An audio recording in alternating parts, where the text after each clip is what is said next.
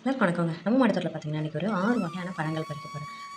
ஆக்சுவலா மாடியில பார்த்தீங்கன்னா, நான் 10 வெரைட்டில பழச்செடி வச்சிருக்கேன். எல்லாமே காய்ச்சிட்டுருக்குது. ஆனா, இன்னைக்கு பழுத்திருக்கிற பழம் மட்டும் 6 வெரைட்டி. அத நான் இன்னைக்கு அறுவடை பண்ண போறேன். அத உங்க கூட ஷேர் பண்ணிக்கிறேங்க. சாத்துக்குடி செடி நீங்க எப்பயுமே பார்த்துருப்பீங்க. ஏற்கனவே நெறைய முறை பார்த்துருப்பீங்க. ஆனா பார்த்தீங்கன்னா, தொடர்ந்து பழம் இல்லாத நாட்களே இல்ல. அந்த அளவுக்கு பார்த்தீங்கன்னா, இது தொடர்ந்து காய் காய்ச்சிட்டே இருக்குதுங்க. பழம் நான் அறுவடை பண்ணிக்கிட்டே தான் இருக்கேன். ஆனா, அடிக்கடி உங்க கூட ஷேர் பண்றதில்ல. தேவையானப்ப அவசரத்துக்கு நாங்க பறிச்சுப்போம் ஜூஸ் வேணும்னா. அதே மாரி இந்த காய் நெறையா இருந்தாலும், லைட் எல்லோவா இருந்தா மட்டும் தான் அறுவடை பண்ணணும்.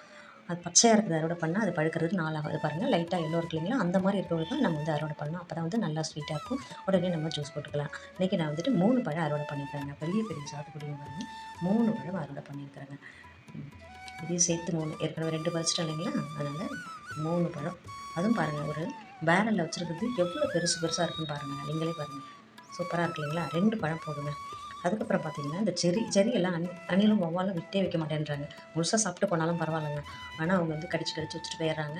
அவங்களும் சாப்பிடாம, நம்மளும் சாப்பிட முடியாம வேஸ்ட் ஆகுது. அதனால வலை போட்டு விட்டுருக்கேன். பழுக்கிறத அப்பப்போ நான் பறிச்சு எடுத்துக்கிறேங்க. ஸ்வீட் லெமன் வந்து தோலோடு சாப்பிடக்கூடிய ஒரு வந்துட்டு நல்ல ஃப்ரூட். அதுக்கப்புறம் பார்த்தீங்கன்னா, இது விட்டமின் சி உள்ள ஒரு பழம். அதுக்கப்புறம் வந்து பாருங்க, ட்ராகன் ஃப்ரூட் ஒரு மேல ஒரு காய் இருக்கு. இது அழகான பழம் ஒண்ணு இருக்கு. அந்த பழத்த மட்டும் நம்ம இன்னைக்கு அறுவடை பண்ண போறோம். சூப்பரா பழுத்திருக்கு பாருங்க. நல்ல கலர்ஃபுல்.